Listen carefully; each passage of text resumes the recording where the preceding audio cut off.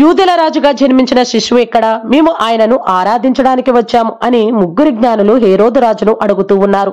అయితే ఆ ముగ్గురు జ్ఞానులు ఎవరిని ఎతుకుతున్నారు, ఎందుకు ఎతుకుతున్నారు అనేది వారికి స్పష్టంగా తెలుసు.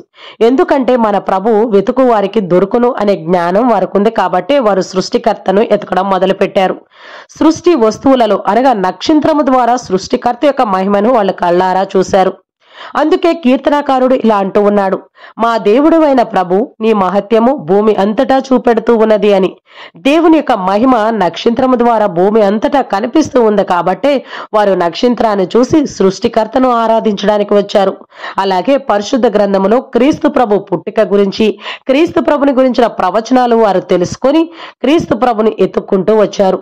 అదే జ్ఞానం వారిని క్రీస్తు ప్రభు చెంతకు తీసుకుని వచ్చింది. అందుకే పునీత జేరోమ్ గారు ఇలా అంటూ ఉన్నారు, పరిశుద్ధ గ్రంథమును గురించిన అజ్ఞానం క్రీస్తు ప్రభుని గురించిన అజ్ఞానమే అని.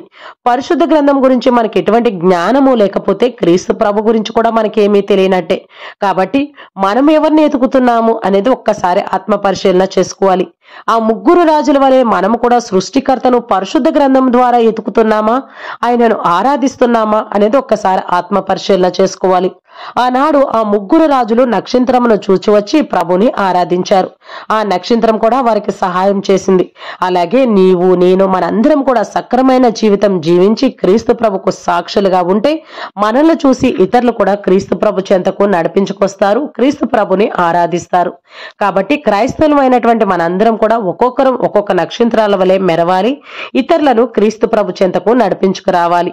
అందుకే పునీత పౌలు గారు ఇలా అంటూ ఉన్నారు, మీరు జీవవాక్కును అంటి పెట్టుకుని ఉండిన ప్రకాశవంతమైనటువంటి దీపికల వలె వెలుగొందుదురు అని.